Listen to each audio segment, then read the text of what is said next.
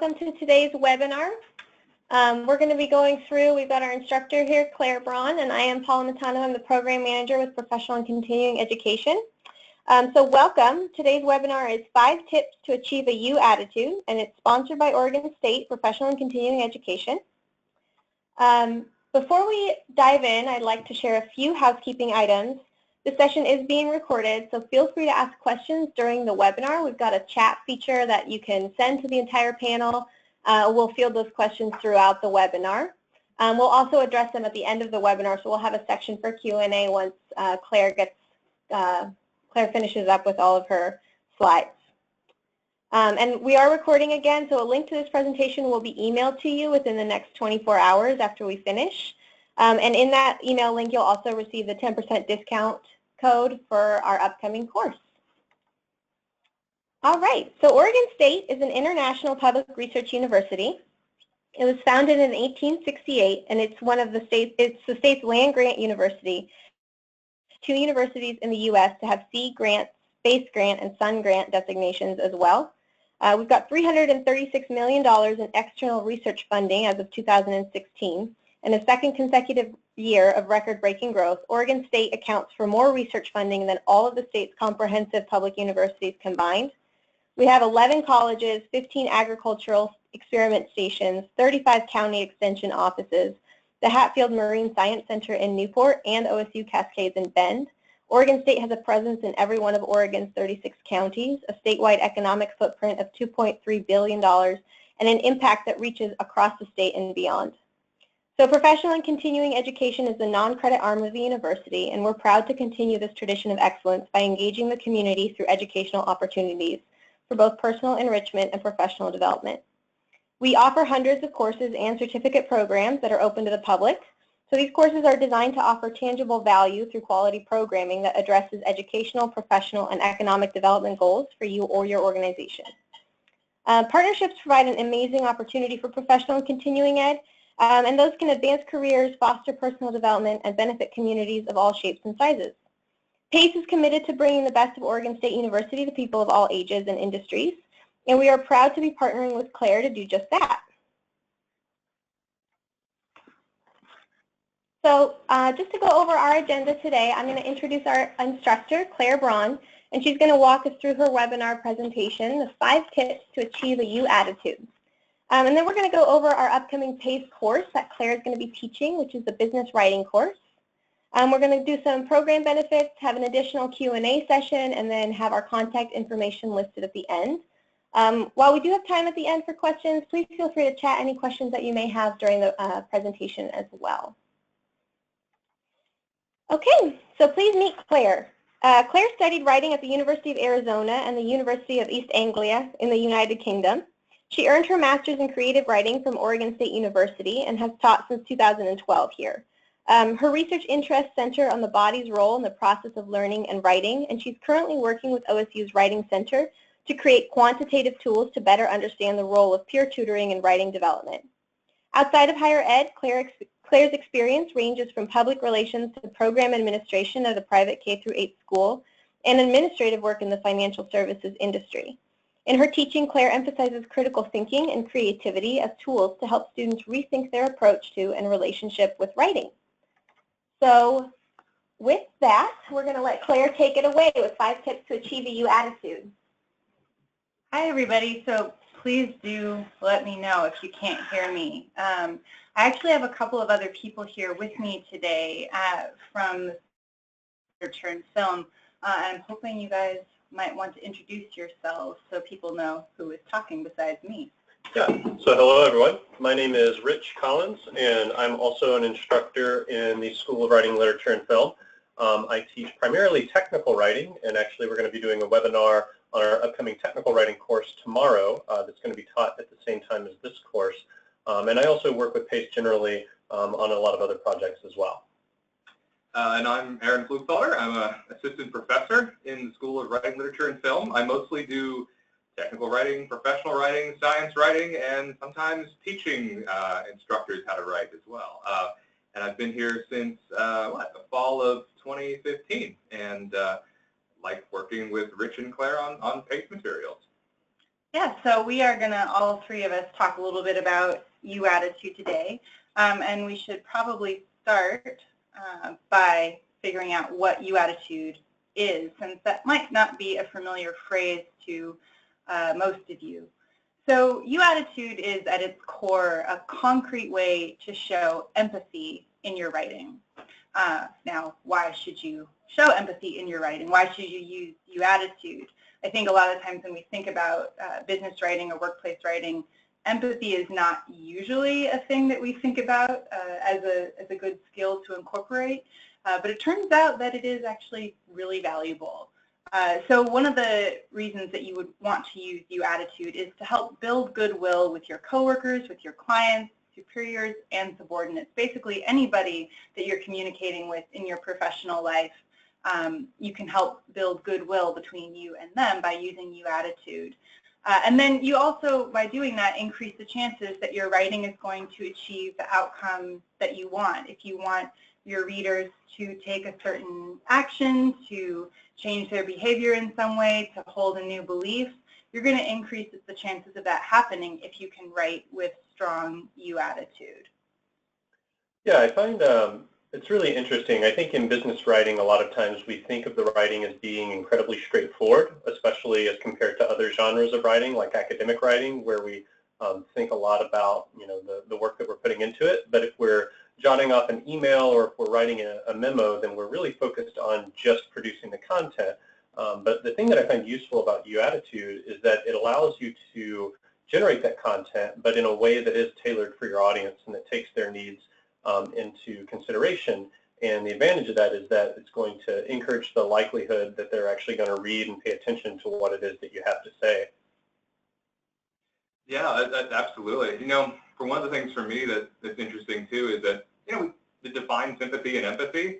Have that sense of like, oh, I feel bad for somebody. And you sort of get that feeling. Empathy is really about putting yourself in the shoes of the person that you're trying to connect with. And for me, that's like the most important part about empathy, is that not just sort of like you feel bad along with somebody, but you can understand their perspective. And that's like a deeper level, I think. Yeah, it's a strong skill to have. So there's a few characteristics of YouAttitude writing. It looks at things from the reader's point of view, kind of like you were saying, walking in their shoes, so to speak.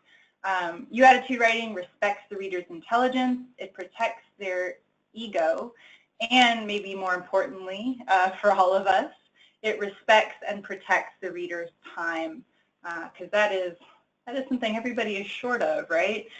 None of us have a ton of time to answer emails, to do all of the writing that we know we have to do, and to read all of the writing that we end up having to read in our professional lives. So YouAttitude can help us with that.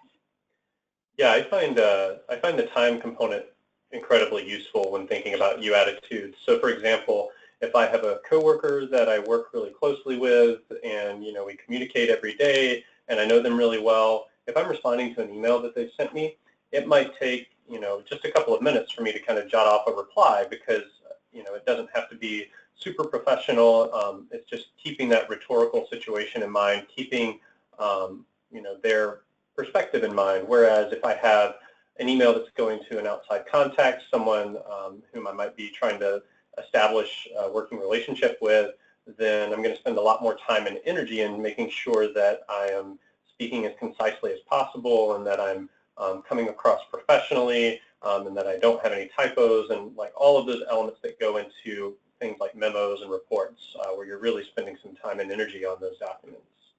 Yeah. So we're going to go into 5 more or less concrete tips for how you actually produce this kind of writing, because it's one thing for us to say you should have empathy in your writing, and it's another thing to kind of figure out how exactly you go about doing that. So tip number 1, get inside your reader's head. So we've talked a little bit about this already, but you want to anticipate and answer questions that the reader is likely to have. So I was thinking about this example of an office who, the people in the office have decided to change brands of coffee that they are stocking in the break room.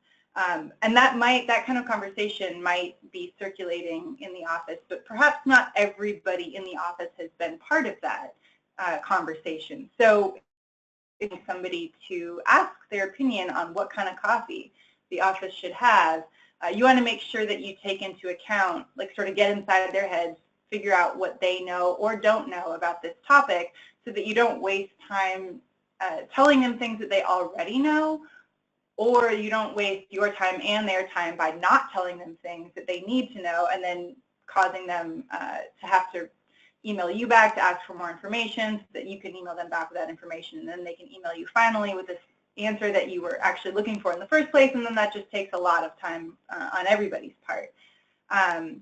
So yeah, getting inside their head, anticipating what they know, what they don't know, and then crafting your message accordingly. I always like that as a starting point for sometimes I'm writing something and I'm like, I've never written this thing before. Never quite written this memo or this letter or this email before. And that first question that I aim for is like, well, wait a second, what does this person actually know? And sometimes I just jot down a piece of paper. These are the things I know they know. And these are the questions that I know they have. And that's probably what I should be writing about. You know, it's that first like inspirational thing that you don't have to like start from scratch. You can start from the questions. Right. That you think people will have. Yeah, what they know and what they don't know.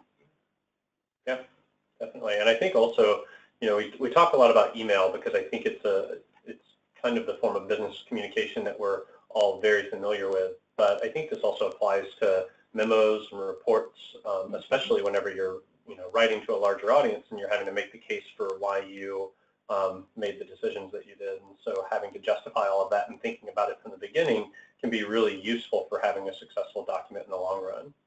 Yeah, definitely. I was thinking about a lot of these questions last week when I was preparing a report for our department here at OSU on a particular course that we offer. And there was one part where I was discussing a potential decline in enrollment in this class, where we were expecting to see 8 fewer students in this class per quarter, which is great information to share, but my audience wouldn't necessarily automatically know how many students we have every term in that class overall, because like a decline in enrollment of 8 students is one thing when you have, you know, 30 students every quarter, but it's another thing if you have 200 students every quarter. So that was a question that I had to anticipate that my readers would likely have, and then provide that extra information as additional context. So this actually transitions a little bit to our next tip. Tip number 2, be concise and complete, which is sometimes a little bit contradictory. Sometimes it's hard to be concise, and if you're trying to be concise, sometimes it's hard to be complete. But achieving both of those at the same time is really key to achieving YouAttitude. Of course, if you're going to be respecting other people's time, you need to be as concise as possible. Say what you're trying to say in as few words as possible. One tip that I like to share with people is if you have a lot of information that could be useful for your audience, but they don't necessarily need to know it right away upon reading your primary document, you can include it as an appendix to a report, or if you're writing in an email genre, include this extra information as an attachment or as a blurb of text below the body of your email, so that your reader can refer to it if they need to, but they don't have to if they don't need that information. I just did that actually like 15 minutes ago. I wrote a 3-page version for someone that doesn't have a lot of time and reads a ton of these. I wrote about an 18-page version of a report for people that want a deeper dive, and then I sent a zip file of like all of the things that went into that, because someone's going to want to go into the Excel sheets that are, but not most people won't. And the person that probably, you know, is, usually call it the executive summary kind of document. And that's what the executive summary on most reports is for. Like, someone's going to read it to see whether they know, whether they need to read the whole thing or not. Yep. And that's that sort of being concise. And then there's the complete, you really need it, like you were saying. Yeah.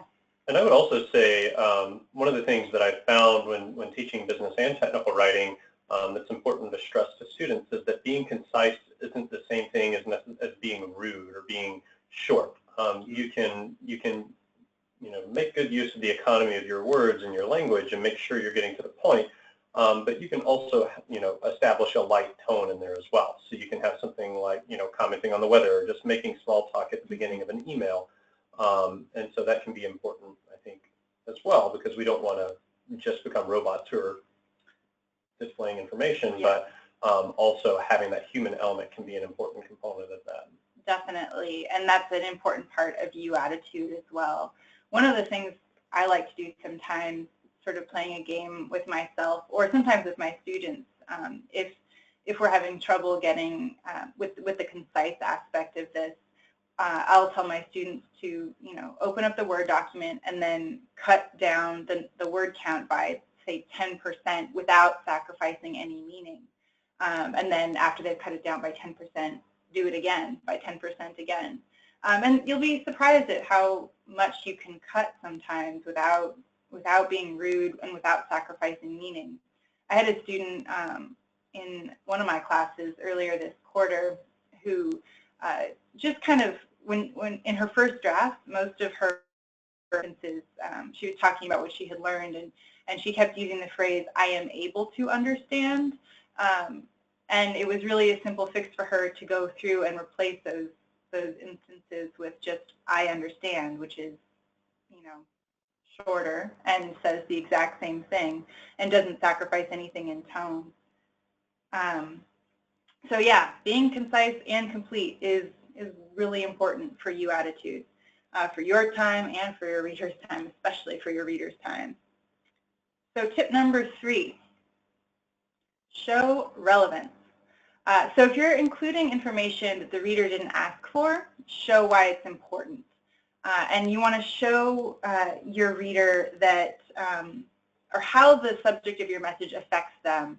Sometimes that's really obvious. If you're sending an email to your organization that, hey, our profits were way up this year and everybody gets a bonus this holiday season, that is going to be pretty obvious how that applies to everybody in the office, and you probably don't need to include any additional sentences in that message that indicate how that subject is relevant to everybody. But there's other times when the reason that your message is relevant to your reader isn't automatically obvious. I had that sort of situation earlier this term also when I was emailing a couple of advisors in different programs on campus. And I was emailing them kind of out of the blue. They did not know that I was going to be emailing them to request this information. So I needed to make sure that they understood why it would be beneficial to them to answer the questions that I had, which was basically that our department can better serve their students in our writing classes if we get this information from them. And presumably these advisors want us to better serve their students. So that's how I showed them explicitly in my email how my subject matter was actually important for them to read and then also to take the time to answer. Do you guys have anything to add about showing relevance? No, I think that pretty much covers it. I feel like it is something that's really important, especially across a variety of documents. You were talking about reports earlier, and I think that it can be really useful.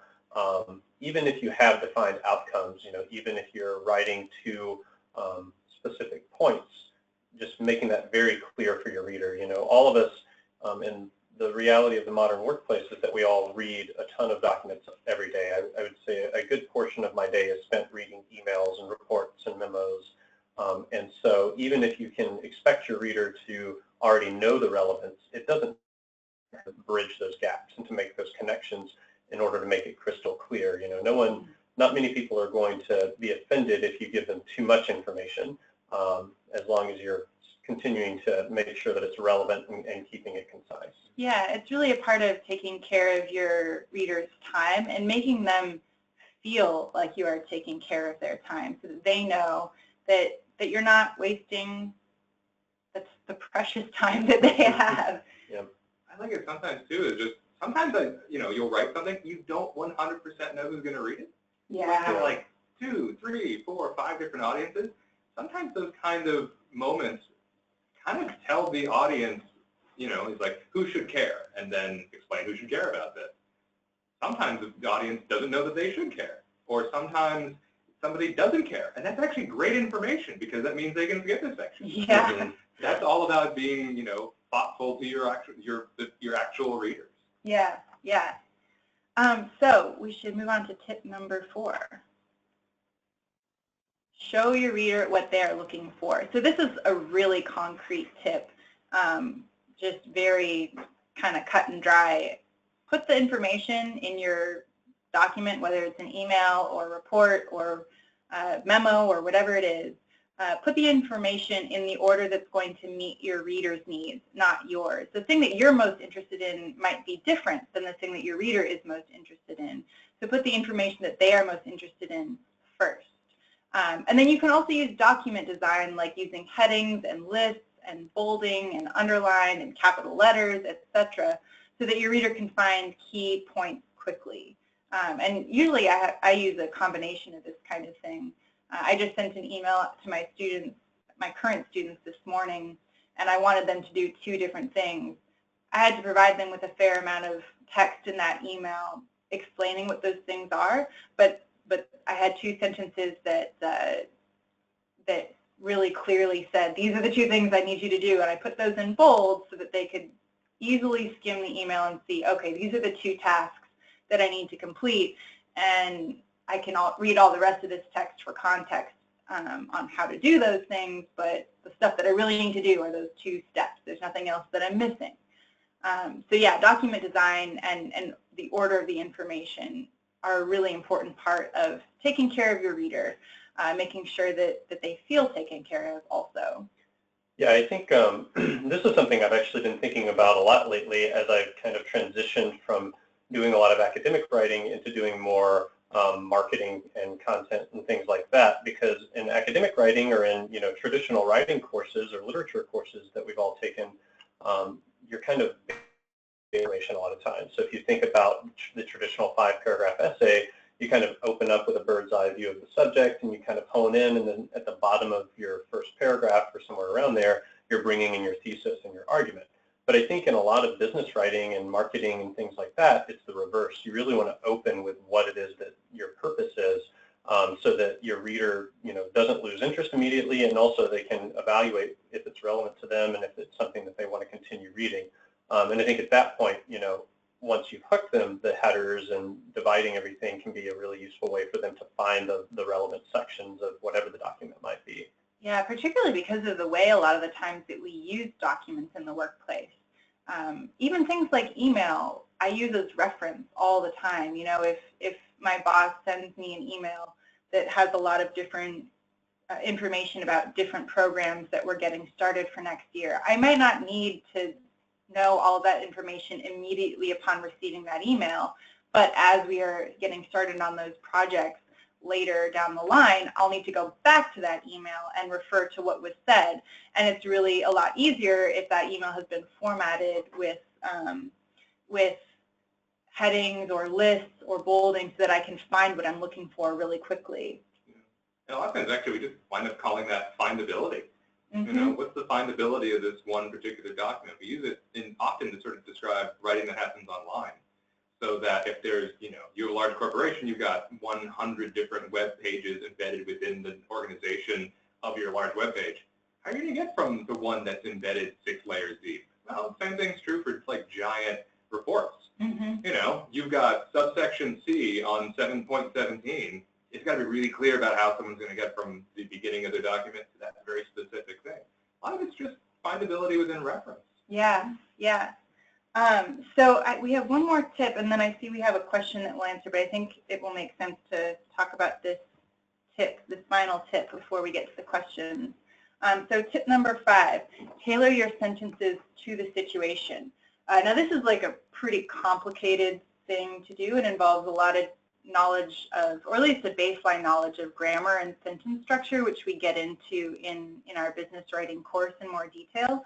But there's a few things that you can do just kind of right off the bat that aren't that hard to explain or understand, that really increase the empathy and you attitude of your sentences. So in a positive situation, use you more often than I. So if you're writing about something good, use you more than I, because then you're associating this positive situation with your reader rather than with you as the writer. And the reader is going to feel like they are taking, which is what you want them to feel like. Use we when it includes the reader. So that's different than if you're using we to refer to you and other people in your organization as separate from people outside of your organization who are your readers, because that sort of sets up like an us versus them mentality, whereas you probably, if you're building goodwill with your readers, you want everybody to be included. So we are working together, meaning you, the reader, and me as the author, we together.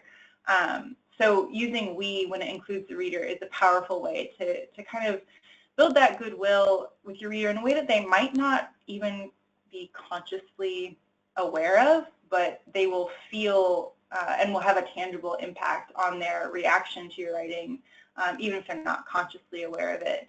And then kind of as the reverse of the first example here, avoid you in negative situations. So if you're writing about something bad, you don't want the reader to associate that with themselves. And there's a lot of different tricks that you can do to avoid that, using active voice or passive voice in your writing strategically to avoid your reader feeling overly blamed or like you're putting them at fault for something. So yeah, avoiding you in negative situations can very, very strongly impact the you attitude and the reaction your reader has to your writing. Do you guys have anything to add about the sentence stuff? No, I think that's perfect. I think that passive construction, we see it all the time when someone is trying to not avoid blame, but try to spread blame amongst their organization. Yep. Like, it's the mistakes were made move, right? Yep. Rather than I made mistakes. Right. Yep. No, I'm not saying who made them. Someone did, not me particularly. Yep. Yeah, and I think I can actually tie it in that we have a question here that says, can you talk about how you use you-focused writing even when writing to a large mass group? And I think actually the use of you versus a more passive voice might be a good way of addressing that question. So you can think about if you're sending a positive email, so let's say that I'm emailing employees at a company about a party that we're having, then it might be better to say you're invited to our spring barbecue rather than saying employees of this company are invited to our spring barbecue. Right. Because it's something that they want to feel connected with and you're just building that camaraderie. Mm-hmm. Whereas if you've got a problem with people not cleaning out the refrigerator in the break room, then maybe you could say employees should clean up after themselves in the break room. That way you're not directly placing blame. So I think just using that strategically can be a way of addressing those concerns, even whenever you're speaking to a large group. Yeah, I think it's pretty important in that kind of situation.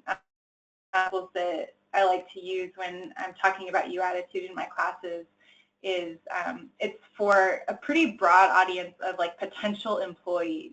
So you could phrase, if you're talking about the benefits that potential employees or applicants to your company might have if they were hired, you can say, we provide benefits to all our employees.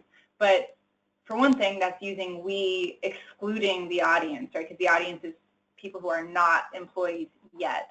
But it also, it's putting the emphasis on the author of the document, the organization that is providing these benefits, rather than putting the focus of this positive situation of receiving benefits on you. So instead you can say, you receive benefits as an employee of our organization. And yeah, so that's an example of, you might be writing to a really broad audience, broad enough that you don't actually even know who they are yet, because this information could be on your website for anybody to read. But it would be appealing to anybody, and anyone who comes across it is likely to feel more included if it is phrased in that you receive benefits way instead of we provide benefits. Let's see. I'm trying to read these questions here. They're kind of a small font.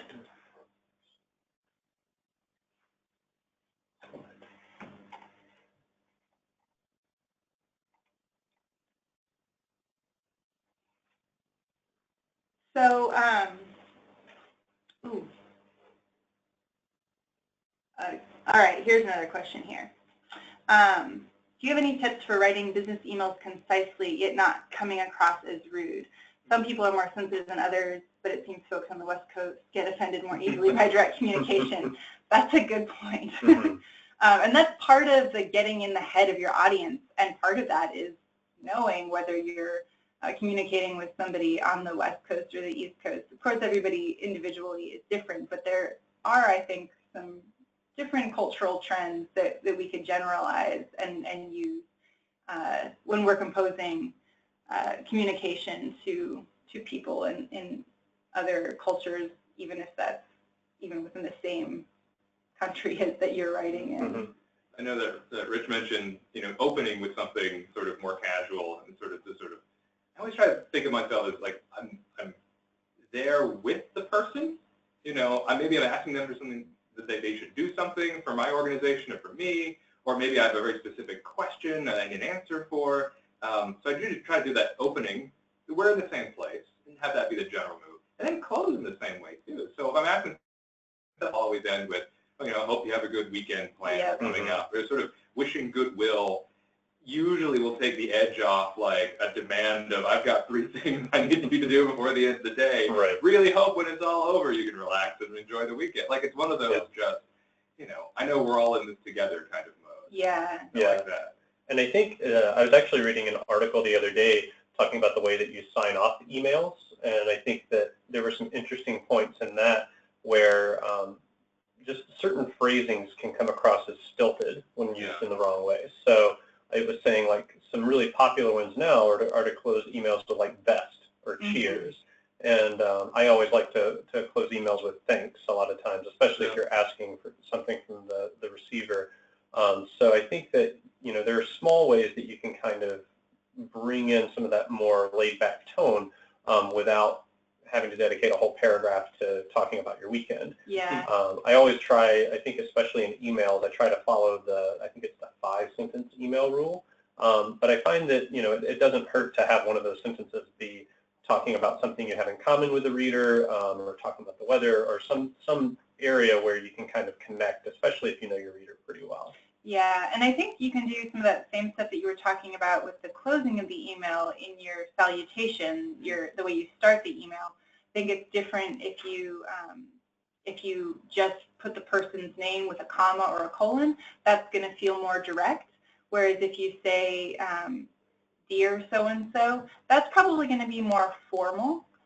Whereas if you've got like a kind of an existing working relationship with already, I think hi or hello are really good options for, it's a small thing, right? I mean, you're not devoting a lot of word space to that. Hi so-and-so, hello so-and-so, but I think it has a better effect at kind of starting the tone of the email off on that sort of goodwill footing without taking up a lot of words.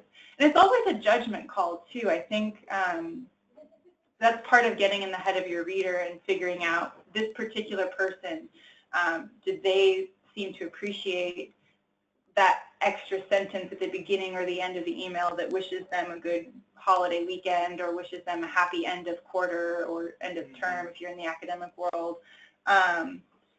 Or is it the kind of person who prefers the short kind of thing? I know one of the administrators who works in our department prefers not to get the thank you email. So if she responds to you like with the information that you want, you don't need to email her back and say thank you. That just creates more email for her. And I know this about her because she's told me. So you can find stuff out about your audience the more that you get to know them and shift your style accordingly. Sometimes, of course, you're kind of going on your best guess if you don't know the person that well. I think even if you don't know them that well, even after you've communicated with them once or twice, I like to usually match the style of the person who I'm emailing. So if they write really short emails, I'm much more likely to write really short emails back to them. If they tend to put the time in and the extra words in to add those extra little niceties, then I'm more likely to send that back to them as well. Yeah, I think that's a really effective strategy. The only caveat I would say to that is, especially if you're contacting someone whom you haven't spoken with before, or might be building a relationship, I always go for more formal than not in the first one, and then you can kind of match that tone afterwards. And I have students do that as well. So I'll have students who email me, and they'll be very professional, which is always the most successful way to contact your instructor. And then I'll kind of respond, and I'm usually a little bit more laid back in that situation, and they'll kind of match that tone. And I find that to be a really effective way of doing that. Yeah, one of the advisors in, I think in computer science that I was speaking with a couple of weeks ago was talking about how some of his students totally miss the mark on that. So they'll write him like really, really formal emails, which is fine. Then he'll respond back with a less formal style, and then they don't adjust their style to match his, and they just kind of persist in this super formal email writing style, which is fine as far as it goes, but it actually is maybe less rhetorically appropriate for the audience, since the audience has sent back a different type of style. Well, at that point, you're not utilizing YouAttitude if you're responding, if you're just persisting in the same form of communication. Right, exactly. So that's the whole idea behind YouAttitude, is you're kind of matching your audience. And so even if you don't have a ton of information about them, if you've never even met them, if you're communicating with them and they respond, you're gaining information every time you communicate. And just matching that in tone, I think, can be really useful. Yeah. We're probably about out of time, I think. Okay.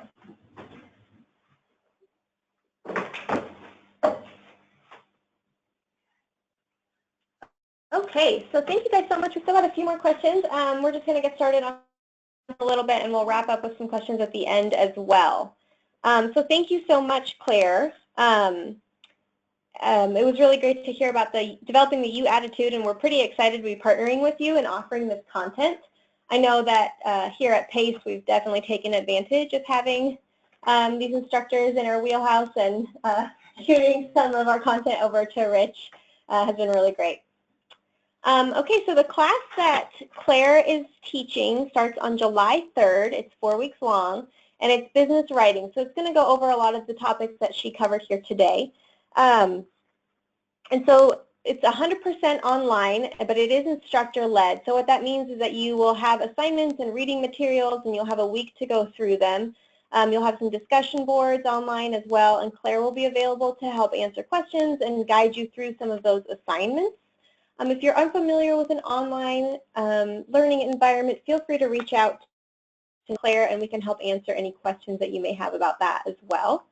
The course is $199, but webinar participants today do get 10% discount for participating, and you also get a 1.6 continuing ed unit for this course as well.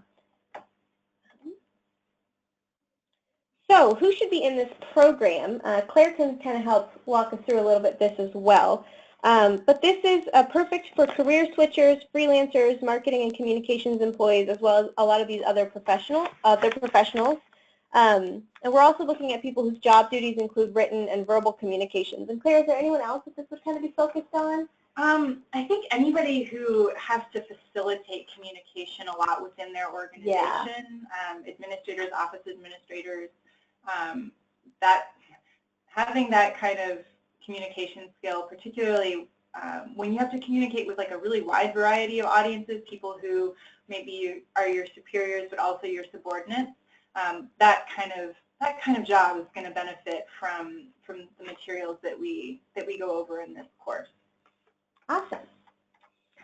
Okay. So just so you have an idea of what you'll learn, a lot of what Claire worked over today, and you'll also be able to go over sort of, as she said, sentence structure and applying and adapting your flexible writing process. You're going to want to be able to use writing as a mode of thinking. And I know a lot of what we've seen in the past with this course offering has been as writing becomes more and more useful within organizations for communication via email or social media posts or websites, This course is going to really help you zone in and take that writing to the next level. Okay, so why choose PACE's program? So with PACE, you're going to see an immediate return on your investment as our courses are designed to meet the demands of today's changing job. And that is something that we really pride ourselves on. As the non-credit arm of the university, we really want these courses to be directly applicable to you and worth your time and your energy. Most of us are really busy, so we want you guys to be able to get in and get the information that you need. We have state-of-the-art technology, a really great learning, online learning management system that will help guide you through a lot of the content. And you can diversify and extend a lot of your resume and your skills if you're looking to grow in your organization. So to get started, you guys can, you'll get this webinar sent to you after we're done here. You can click on the register here link that's in this slide, and you can also go to our website at pace.oregonstate.edu and register from there. So as I said before, webinar attendees will receive a 10% off discount coupon for the business writing course. And you guys can always reach out to us at pace@oregonstate.edu with any enrollment questions, and you can also reach out to our instructor, Claire, or to myself. I'm Paula, I'm the program manager here. So on behalf of everybody at PACE, thank you so much for joining us, and go Bees!